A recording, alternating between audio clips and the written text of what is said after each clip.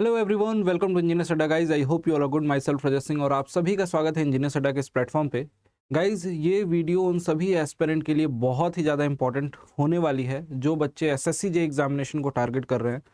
SSC जे examination, बहुत सारे बच्चे ऐसे होंगे जिन्होंने 2023 के एग्जामिनेशन को दिया होगा। उनको बहुत सारे एलिजिबिलिटी कंडीशन या फिर प्राइमरी क्वालिफिकेशन कंडीशन जो होती है वो सारी बातें पता होंगी। बहुत सारे ऐसे बच्चे भी होंगे जिनको अभी सब कुछ जानना है टू जेड एसएससी जेई के बारे में। तो सारी इन्फॉर्मेशन मैं वन बाय वन करके आपके साथ शेयर करूंगा, चाहे बात हो सैलरी की, वैकेंसीज से रिलेटेड इन्फॉर्मेशन की, कब आती हैं वैकेंसीज, एलिजिबिलिटी क्राइटेरिया, एज से related, job profile, exam pattern, syllabus और लास्ट ईयर जो कट ऑफ रही, वो सारी इन्फॉर्मेशन एक वीडियो में आपको कोशिश करूंगा प्रोवाइड कराने की, जिससे कि आप सभी को एक कंप्लीट आइडिया लग सके कि what is SSC JE examination क्या होता है, कैसे कंडक्ट कराया जाता है, एग्जामिनेशन पैटर्न क्या होता है, सिलेक्शन लेने के लिए हमें कितनी मेहनत करने की आवश्यकता है। चलिए गाइज, वन बाय वन करके स्टार्ट करते हैं आज के सेशन को। बहुत ही इंपॉर्टेंट है, जो बच्चे नए हैं वो शुरुआत से लास्ट तक जरूर देखना। सबसे पहले देखिए, यहाँ पे बात करते हैं वैकेंसीज की। तो गाइज, यहाँ पे जो एसएससी जेई का एग्जामिनेशन होता है, इसमें अभी रिसेंट ईयर में जो वैकेंसीज आई, एसएससी जेई 2023 की बात करूं तो 1324 टोटल 1320 ये वैकेंसी आपको देखने को मिली थी 2023 के एग्जामिनेशन में। 2022 के एग्जामिनेशन की बात करूं तो यहाँ पे अच्छी खासी वैकेंसीज थी 2959। गाइज, 2022 का जो एग्जामिनेशन, और हाँ, ये वैकेंसी मैं बात कर रहा हूँ सिविल, मैकेनिकल, इलेक्ट्रिकल तीनों ही ब्रांचेस की कंबाइंड वैकेंसीज की, जिसमें जनरली ये देखा गया है कि सिविल की वैकेंसीज ज़्यादा होती हैं in comparison to mechanical and electrical student, लेकिन उनकी भी वैकेंसीज होती हैं। ठीक है, अभी 2024 की वैकेंसीज रिलीज होने वाली है, और जब एसएससी जेई वैकेंसीज रिलीज करता है या नोटिफिकेशन निकालता है तो जनरली वो वैकेंसीज को रिवील नहीं करता है इनिशियल फेजेज में। कई बार ऐसा भी देखने को मिला है कि शुरुआती दौर पे ही वैकेंसीज रिवील कर दी गई हैं कि लगभग इतनी वैकेंसीज आएंगी, डिपार्टमेंट वाइज नोटिफिकेशन आ जाते हैं, जिससे कि हमें आइडिया लग जाता है। ये तो रही वैकेंसीज की बात। और 2024 के एग्जामिनेशन देने वाले बच्चे हैं जिनको प्रिपरेशन करनी है, उन सभी को बताऊं कि उनकी भी वैकेंसी जल्दी आएंगी। लेकिन हाँ, इस एग्जामिनेशन के लिए कम से कम आपको 6 महीने का ड्यूरेशन चाहिए होता है, ताकि आप सारे अपने सिलेबस के पॉइंट को पूरे अच्छे से पढ़ सको और उसके बाद रिवीजन कर सको। वो भी मैं बताऊंगा कौन कौन सा पॉइंट आपको पढ़ना है। गाइस, देखते हैं एलिजिबिलिटी क्राइटेरिया। सबसे इंपॉर्टेंट, बहुत जरूरी है, और जो छोटे मोटे कन्फ्यूजन होते हैं वो भी सारे दूर कर दूं। बहुत सारे बच्चे सोचते हैं कि सर डिप्लोमा वाले बच्चे एलिजिबल नहीं हैं जहाँ पे लिखा नहीं है, या फिर कहीं कहीं बीटेक वाले सोचते हैं कि सर बीटेक वाले एलिजिबल नहीं है। आज आपको पूरा समझाता हूँ क्या सिनेरियो है। देखिए, बीआरओ की जो border road organisation SSC JE के थ्रू जो डिपार्टमेंट रिक्रूट करते हैं, उसमें से एक बीआरओ भी है। ठीक है, बीआरओ में सिविल और इलेक्ट्रिकल, मैकेनिकल, इन सब की वैकेंसीज आती हैं। इसमें क्लियरली मेंशन होता है कि डिग्री चाहिए सिविल इंजीनियरिंग में, अगर सिविल की वैकेंसी है तो, या फिर 3 ईयर डिप्लोमा सिविल इंजीनियरिंग में चाहिए। लेकिन डिप्लोमा के साथ साथ इन्होंने एक कंडीशन यहाँ पे मेंशन कर दी है, 2 सालों का यहाँ पे इनको चाहिए होता है एक्सपीरियंस। यहाँ पे गाइज देखना, ये 2 ईयर का एक्सपीरियंस यहाँ पे रिक्वायर्ड होता है। ठीक, तो जो बच्चे डिप्लोमा पास आउट हैं उनके पास अगर 2 सालों का एक्सपीरियंस सर्टिफिकेट होगा रेलेवेंट फील्ड में, सिविल इंजीनियरिंग के फील्ड में, तो वो लग जाएगा, चाहे प्राइवेट ऑर्गेनाइजेशन का हो चाहे कहीं का भी हो, सारा एक्सपीरियंस यहाँ पे काउंट होता है। एज का क्राइटेरिया यहाँ पे 30 वर्ष की मैक्सिमम एज है बीआरओ डिपार्टमेंट में। इसी तरीके से यहाँ पे इलेक्ट्रिकल, मैकेनिकल के लिए भी सेम है। बीटेक वाले विदाउट एक्सपीरियंस, डिप्लोमा वालों को 2 वर्षों का एक्सपीरियंस चाहिए। हाँ, इसमें एक खास बात ये होती है कि बीआरओ की जो पोस्ट होती है, इसमें only male candidates are eligible for the post of junior engineer. यहाँ पे फीमेल कैंडिडेट अलाउड नहीं होती है। ओनली फॉर किसके लिए है, ये मेल के लिए। तो मेल कैंडिडेट केवल और केवल यहाँ पे फॉर्म भर सकते हैं इस पर्टिकुलर पोस्ट के लिए। हालांकि पोस्ट आपको सेलेक्ट नहीं करना होता, आपको जनरली फॉर्म भरना होता है। आप ऑटोमेटिकली अगर एलिजिबल होगे तो उस पोस्ट पे आपका सिलेक्शन हो जाएगा, अगर आप क्राइटेरिया को सेटिस्फाई करोगे तो। नेक्स्ट देखते हैं एलिजिबिलिटी क्राइटेरिया में अगला जो है सेंट्रल पब्लिक वर्क डिपार्टमेंट, जिसको आप लोग सीपीडब्ल्यूडी के नाम से जानते हैं। यहाँ पे गाइज देखोगे तो जेई सिविल, जेई इलेक्ट्रिकल, ये दोनों पोस्ट हैं यहाँ पे लिखा रहता है diploma in civil engineering from recognise university oblique institute. यहाँ पे आप सोचते हैं बीटेक वाले बच्चे कि सर यहाँ डिप्लोमा लिखा है, क्या बीटेक वाले एलिजिबल हैं? यस, 100% मैं आप सभी को बता दूं, यहाँ पे बीटेक वाले भी एस्पिरेंट एलिजिबल होते हैं, तो इसके लिए कोई भी अपने मन में डाउट मत रखना। बीटेक वाले भी इसको भर सकते हैं, डिप्लोमा वाले भी। यहाँ पे एक्सपीरियंस नहीं मांगा जाता है। एज का क्राइटेरिया, मैक्सिमम एज का क्राइटेरिया यहाँ पे 32 वर्ष का होता है, 32 ईयर्स का। ठीक। CWC central water commission, again civil mechanical, bachelor degree और diploma in civil engineering from recognised institute. यहाँ पे क्लियरली मेंशन है कि बीटेक डिप्लोमा दोनों ही, हर पोस्ट में बीटेक वाले तो एलिजिबल हैं ही, जहाँ पे डिप्लोमा वाले कहीं डायरेक्ट हैं विदाउट एक्सपीरियंस, कहीं कहीं एक्सपीरियंस मांग गया है। तो यहाँ पे देखिए 30 वर्षों तक मैक्सिमम एज का criteria, same criteria. Again department of water resource river development Ganga. अब देखो कई बार डिफरेंट प्रोजेक्ट्स पे वैकेंसीज निकलती हैं, तो उसमें रिक्रूटमेंट के लिए कुछ पोस्ट आ जाती हैं, तो उसके रिक्रूटमेंट किए जाते हैं। फराखा बैराज में जनरली हर साल कुछ ना कुछ रिक्रूटमेंट होते रहते हैं। तो यहाँ पे जेई सिविल की पोस्ट आई थी, गंगा रेजुविनेशन या ब्रह्मपुत्रा बोर्ड की तरफ से। यहाँ पे 3 year diploma in civil engineering लिखा था, बीटेक वाले भी एलिजिबल है। 30 वर्षों तक का यहाँ पे क्राइटेरिया है, 30 वर्षों तक की यहाँ पे लिमिट है। फराखा बैराज में यहाँ पे सिविल मैकेनिकल के लिए डिप्लोमा लिखा हुआ है, बीटेक वाले भी एलिजिबल हैं। 30 वर्ष यहाँ पे भी। इसी तरीके से देख सकते हो सबसे सबका चहेता MES military engineering services, civil की वैकेंसीज और इलेक्ट्रिकल मैकेनिकल, बहुत अच्छी खासी वैकेंसीज आती हैं सिविल के लिए। 30 वर्षों का यहाँ पे मैक्सिमम लिमिट का क्राइटेरिया है। और उसके बाद यहाँ पे अगेन डिप्लोमा वाले एस्पिरेंट के लिए क्या होता है, यहाँ पे 2 वर्षों का एक्सपीरियंस रिक्वायर्ड होता है, 2 ईयर का एक्सपीरियंस। इलेक्ट्रिकल मैकेनिकल वालों के लिए भी सेम है। उसके बाद ministry of port and shipping में भी वैकेंसीज आई है। और यहाँ पे ministry of port and shipping में सिविल मैकेनिकल देख सकते हो। National NTRO national training technical research organisation, यहाँ पे national technical research organisation NTRO में जेई सिविल, इलेक्ट्रिकल और मैकेनिकल तीनों ही ब्रांच पे रिक्रूटमेंट होता है। अगेन यहाँ पे आप देखोगे ना तो डिप्लोमा इन सिविल इंजीनियरिंग लिखा रहता है, लेकिन यहाँ पे भी बीटेक वाले बच्चे एलिजिबल होते हैं इन पोस्ट में भी। तो कहने का मतलब जितनी भी पोस्ट है गाइज, सभी पोस्ट पे डिप्लोमा और बीटेक एस्पिरेंट तो एलिजिबल हैं ही हैं। कुछ पोस्ट ऐसी हैं जिसमें डिप्लोमा वाले बच्चों का एक्सपीरियंस की रिक्वायरमेंट है। Right, understood. आगे बढ़ते हैं गाइज, यहाँ पे देख सकते हैं सैलरी। बहुत सारे बच्चे सोच रहे होंगे कि सैलरी का क्या क्राइटेरिया रहता है सर। अब देखिए यहाँ पे सैलरी में बेसिक पे 35,400, राइट। ग्रेड पे जो आपका 4200 ग्रेड पे है, आपको सभी को पता है कि 4200 ग्रेड पे की जॉब है ये। पे स्केल जो होता है 35,400 से 1,12,400 तक, लेवल 6। और इन हैंड सैलरी जो मिलती है, देखो यहाँ पे इन हैंड सैलरी जो यहाँ पे मेंशन है ना, इसमें और भी बहुत सारी चीज़ें ऐड होती हैं। टोटल कितना मिलता है आपको मैं बताता हूँ। यहाँ पे लिखा हुआ है कि लगभग 29,455 से 33,907, ये केवल ग्रेड पे बेसिक पे का है, पोर्शन है।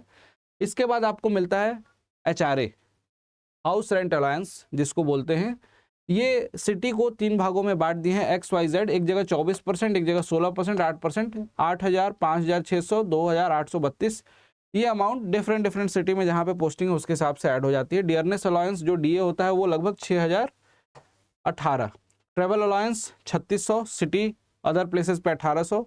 ग्रॉस सैलरी जो रेंज आती है वो आपकी लगभग जाती है 46,000 से 53,000 ज्वाइनिंग के टाइम पे। लगभग मान के चलो कि XYZ किसी भी सिटी में हो तो आपको लगभग 45,000 मिनिमम क्रेडिट होगा, 46,000 से 53,000 तक। मतलब मैक्सिमम बच्चों का जो सैलरी आती है वो लगभग 54,000 53,000 सैलरी क्रेडिट होती है। तो ये तो आपकी सैलरी की बात हो गई। बात करते हैं एज का क्राइटेरिया। अब देखो यार, जहाँ भी जिस भी पोस्ट में 30 ईयर मैक्सिमम एज है, कुछ पोस्ट में 2 पोस्ट हैं जहाँ पे 32 ईयर है मैक्सिमम एज। यहाँ पे जो पिछला जो नोटिफिकेशन निकाला गया था 23 वाला, उसमें देखो लिखा था कि जो एज का क्राइटेरिया है वो कहाँ पे चेक होगा, 1/8/2023, 1/8/2023 पे चेक होगा। इसीलिए यहाँ पे देख सकते हैं, यहाँ पे candidate must have born not earlier than 2/8/93, 2/8/93 से पहले बॉर्न नहीं होने चाहिए। ये लिख दिया यहाँ पे क्राइटेरिया जो 30 वर्ष को सेटिस्फाई कर रहा है। और यहाँ पे लिख दिया 1/8/2005, नॉट लेटर देन 1/8/2005। यहाँ से आपको पता चलता है कि 18 वर्ष से कम नहीं होना चाहिए। मतलब क्राइटेरिया जो है इनका 18 से स्टार्ट होता है, 18 ईयर से स्टार्ट होता है यहाँ पे, 18 ईयर से लेके 30 ईयर। और जहाँ पे 32 साल की उम्र है वहाँ पे 18 से लेके 32 तक का क्राइटेरिया है। यहाँ से आप कैलकुलेट भी कर सकते हो, यहाँ से 5 है और यहाँ पे 3 है, 15, 16, 17, 18, यहाँ पे 18 साल मिनिमम यहाँ पे क्राइटेरिया रखा जाता है। जहाँ 32 ईयर है वहाँ पे उसी के हिसाब से 93 को 91 कर दिया कि 32 ईयर का मैक्सिमम एज का क्राइटेरिया हो जाए, ठीक है। अब एज रिलैक्सेशन बिल्कुल जो स्टैंडर्ड नॉर्म्स हैं, जो सेंट्रल के रूल हैं, उसी के हिसाब से एज का रिलैक्सेशन भी मिलता है। 5 साल का, 3 साल का, 10 ईयर, 13 ईयर, 15 ईयर, डिपेंड करता है कि आप SC ST हैं, OBC हैं, PWD कैंडिडेट हैं, या फिर OBC PWD हैं, या फिर PWD SC ST हैं, या फिर आपका एक्स सर्विसमैन कोटा है। कोई भी कोटा होगा उसके हिसाब से आपको वो मिलेगा आरक्षण का लाभ। अब बात करते हैं एग्जामिनेशन पैटर्न की गाइज। एग्जामिनेशन पैटर्न बहुत सारे बच्चे जानना चाहते होंगे, बहुत सारे बच्चों को मोटा मोटी पता होगा। देखो यहाँ पे जो आपका पेपर होता है 2 चरणों में होता है, पेपर 1, पेपर 2। पेपर 1 जो होता है SSC JEE का, इसको आप क्वालिफाई करते हो तो पेपर 2 आपको देने को मिलता है। पेपर 1 जो होता है वो टेक्निकल और नॉन टेक्निकल दोनों का कॉम्बिनेशन होता है। टेक्निकल पोर्शन जिसको हम बोलते हैं आपकी इंजीनियरिंग, जिसमें सिविल ब्रांच वालों को सिविल इंजीनियरिंग के पेपर देखने को मिलता है, क्वेश्चन देखने को मिलते हैं। इलेक्ट्रिकल वाले को इलेक्ट्रिकल के, मैकेनिकल वालों को मैकेनिकल के। हाँ, नॉन टेक्निकल में आपका जनरल अवेयरनेस और जनरल इंटेलिजेंस एंड रीजनिंग वाला पोर्शन। 100 नंबर का आपका नॉन टेक्निकल, 50-50 क्वेश्चन, एक एक क्वेश्चन 1-1 नंबर के, 100 नंबर के, और 100 क्वेश्चन आपका टेक्निकल पोर्शन से, सिविल, इलेक्ट्रिकल, मैकेनिकल जो भी ब्रांच होगी, 100 नंबर का। नेगेटिव मार्किंग इसमें होती है। इस बार 1/3 की गई थी, बाद में उसको 1/4 कर दिया गया, फिर से 1/4 ही है जो सदियों से चली आ रही है। 2 घंटे का इसमें समय मिलता है आपको, और यहाँ पे जो टोटल मार्क्स हो गए, टोटल क्वेश्चन होंगे 200 क्वेश्चन। 200 क्वेश्चन 2 घंटे में आपको देना होता है। इस एग्जामिनेशन के बाद आपकी मेरिट बनती है, और उस मेरिट के बेसिस पे लगभग उस मेरिट में अगर बात करें तो 7 गुना 8 गुना बच्चों को सेलेक्ट किया जाता है, जितने उनको फाइनल सेलेक्ट करने होते हैं सेकेंड पेपर के लिए। दूसरा जो पेपर होगा गाइज आपका, वो भी अब ऑब्जेक्टिव कर दिया गया है। आप सभी को नहीं पता हो तो मैं बता दूं, इसमें भी आपको 100 क्वेश्चन आपको देखने को मिलेंगे, 300 नंबर के, यानी कि हर एक क्वेश्चन 3 मार्क्स का। 3 मार्क्स के हर एक क्वेश्चन आपको देखने को मिलेंगे। 2 घंटे का समय यहाँ भी होगा। पहली बार ये पेपर कंडक्ट कराया जा रहा है 2023 में इस पैटर्न पे, है ना। इससे पहले सब्जेक्टिव होता था। अब आपको सिविल ब्रांच है तो सिविल के 100 क्वेश्चन मिलेंगे 3-3 नंबर के। इसमें जो नेगेटिव मार्किंग है वो आपकी -1/3 की है, ठीक है। ये नेगेटिव मार्क जो इसमें मिलेगा वो -1/3, ठीक है, 1/3, यानी कि -1/3 ऑफ गिवन मार्क्स। जितना भी गिवन मार्क है 3 नंबर का है तो 3 नंबर इंटू -1/3, ये आपका हो गया -1। एक गलत क्वेश्चन पे 1 नंबर आपके कट जाते हैं, एक सही क्वेश्चन पे 3 नंबर आपको मिलते हैं। सीधा सीधा कैलकुलेशन है, यहाँ से आपको समझ में आ गया होगा। अब आगे बढ़ जाएं, जरा थोड़ा सिलेबस को देख लें। सिलेबस में देखिए आपको रीजनिंग में और आपका जो जनरल अवेयरनेस वाला पोर्शन है उसमें क्या क्या देखने को मिलता है।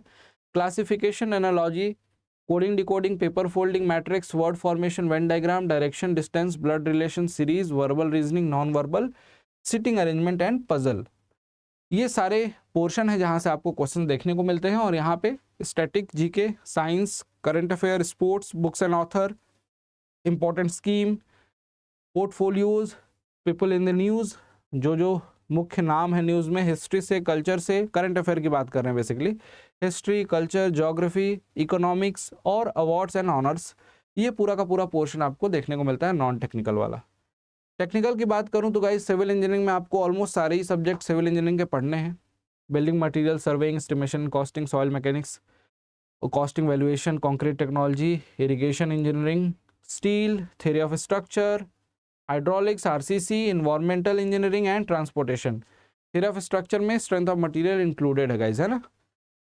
इलेक्ट्रिकल में basic concept, circuit law, AC fundamentals, magnetic circuit, electrical machine, utilisation and electrical energy, transmission, distribution, estimation and costing, basic electronics, generation, these all are the topics of electrical engineering. And इसी तरीके से यहाँ पे mechanical के कुछ topic mention है, जैसे देख सकते हैं theory of machine, air standard, IC engine performance, first law of thermodynamics, second law of boilers, IC engine, classification, Rankine circle, specification, बहुत सारे पोर्शन इसमें मेंशन है। Refrigeration, fluid statics, strength of material वगैरह इसमें भी है, ठीक है। तो ये जो 3 पार्ट है ना सिविल, मैकेनिकल, इलेक्ट्रिकल के, ये भी बहुत इंपॉर्टेंट है आपके एग्जाम पॉइंट ऑफ व्यू से। सिलेबस में यहाँ से आपको क्वेश्चन देखने को मिलता है, प्री एग्जामिनेशन में भी, और जो पेपर 2 होगा वहाँ भी अच्छा खासा पोर्शन आपको देखने को मिलता है गाइज, है ना। तो ये बात आपको समझ में आ रही होगी, है ना। आगे बढ़ते हैं, moving to the next and last one of the most important topic, जिसमें आप लोग को दिलचस्पी रहती है कि सर कट ऑफ कितनी जाती है। देखो यार 2022 का जो एग्जामिनेशन हुआ था ना, उसमें जो पेपर 1 था, पेपर 1 से ही रिलेट करेंगे क्योंकि पेपर 2 अभी तक सब्जेक्टिव होता था। इस बार अभी आपका एग्जामिनेशन होने जा रहा है ऑब्जेक्टिव पैटर्न पे।